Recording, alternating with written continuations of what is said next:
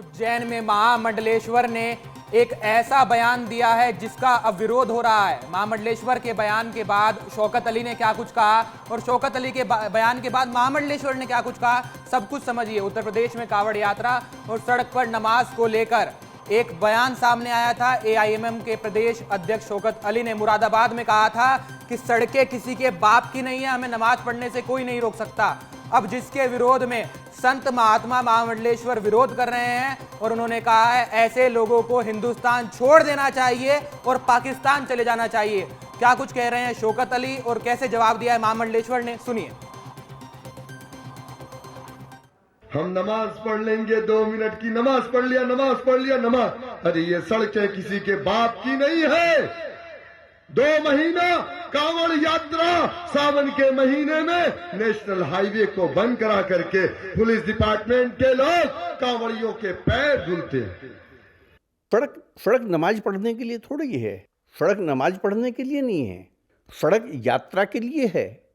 कांवड़ यात्रा निकल सकती है, लेकिन सड़क पर कोई धार्मिक आयोजन इस तरह से कि आप जो मस्जिद में करते हैं वो आप सड़कों पर करने लगें, ये कोई वो नहीं है। और फिर यदि आपको करना है तो आप कहीं भी जाइए ना, मुस्लिम राष्ट्र बहुत सारे हैं, उसमें जाके आप सड़क पे कुछ भी करिए। मेरे सहयोगी संतोष कृष्णानी जुड़ गए सीधा उज्जैन से। संतोष, बाबा बागेश्वर हो, उसके बाद महामंडलेश्वर का वो रिवॉल्वर दिखाना हो या फिर उज्जैन के महामंडलेश्वर हो, सभी सनातन धर्म को लेकर और जो ऐसे विवादित बयान है, चाहे वो असदुद्दीन ओवैसी हो या उनकी पार्टी के प्रवक्ता हो, उसके खिलाफ सामने आ रहे हैं और खुलकर बोल रहे हैं कि ऐसे बयान ना दे और ऐसे बयानबाजी करनी है तो पाकिस्तान जाएं, हिंदुस्तान में ना रहें।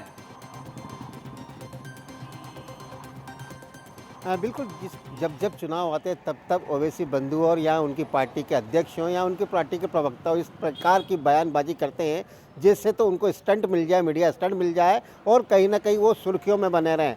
उसी को प्रतिक्रिया देते हुए महामंडलेश्वर सुमनानंद गिरी ने कहा है जो नमाजी हैं जिस प्रकार की ये बयानबाजी करते हैं तो कभी तो 15 मिनट का चैलेंज देते हैं, कभी किस प्रकार के बयानबाजी देते हैं।